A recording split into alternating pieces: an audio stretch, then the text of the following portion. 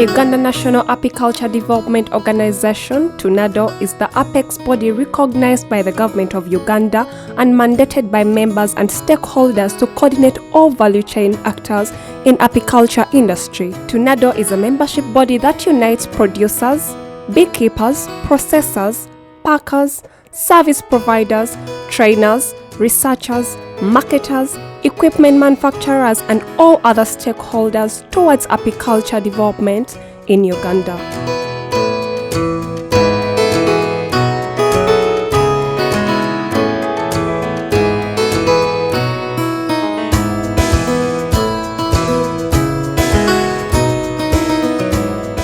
Tunado was formed after realizing that apiculture sector was disorganized and yet with the potential to contribute significantly to rural household income, poverty reduction and national economic development as well as environmental conservation. In 2002, the Office of the Prime Minister mobilized all stakeholders for consultative meeting in which a steering committee was elected and given a mandate to oversee the process of establishing a private sector that led an umbrella organization for all apiculture stakeholders countrywide. In April 2003, the umbrella body, the Uganda National Apiculture Development Organization, Tunado, was established and mandated by MyGIF to coordinate and facilitate the activities of all apiculture stakeholders. Despite the large economic potential for the honey production, many beekeepers in Uganda fail to produce and market enough honey to make a living from it.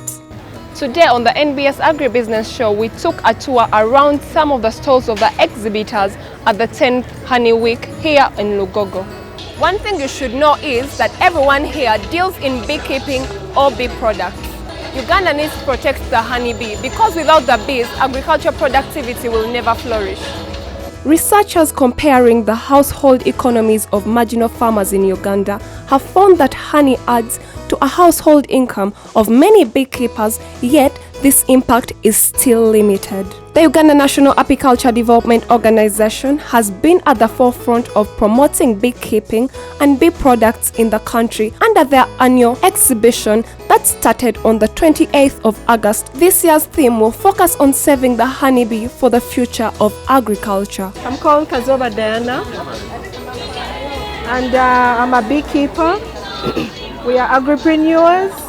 We add value to honey and beeswax. Okay. Yeah. You earlier told me your husband is a beekeeper. Yeah. So you decided to add value to the honey that he manufactures. We started beekeeping in 2017, but the first harvest came out in 2018, at the end of 2018. But then we sold off all the honey. We had a bumper harvest of 180 liters. So we sell each kilogram at 25,000. So we sold it off and we had nothing else to sell. So this is where the idea came from. Okay, that's interesting. So what exactly do you there's a lot we can do from honey and beeswax. We make body butter. There is this. It's body butter made from beeswax, coconut, and some shea butter. So we add in also some little bit of peppermint to soothe the skin, to regenerate the skin cells, which is also organic. Just add up oils and we come up with a butter for the body. So you make lotion, cream and shower gel. Yes. Is that all you make? Yes, we make much more. We make also it's called hand sanitizer. Though they got done. I think it got done.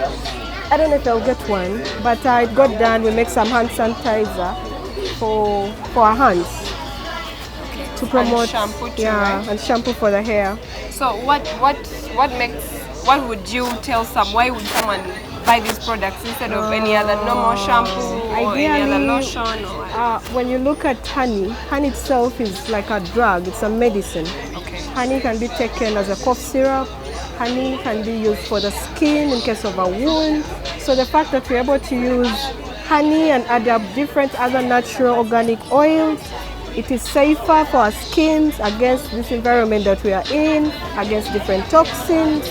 It would even protect our skin cells. So ideally, that would be perfect for everybody. We talked to Dixon Binyomesho, the executive director of Tunado, on why they have consistently organized the Honey Week Expo for beekeepers in Uganda.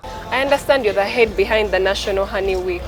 So how did you start this up? How long has it been going on? And how are you able to mobilize all these honey farmers and producers up to here today? Well, we came up with the idea of National Honey Week from my stakeholders platform. We organized my stakeholders platform, and we realized that the honey industry was not well promoted in the country, and yet there are very many poor people, women and youth, vulnerable, the disabled, the refugees who are involved in the honey production. And we thought of a show like this, a National Honey Week, which can demonstrate to all Ugandans and the general public that, look, we produce quality honey, and we also produce other bee products like bee venom, like propolis, like beeswax, as you can see, which actually generates significant income to these vulnerable and poor rural beekeepers. And we found that the market for these products is majorly in town. And at that point, when we started in 2009, actually we first organized the first one in 2009 and missed 2010.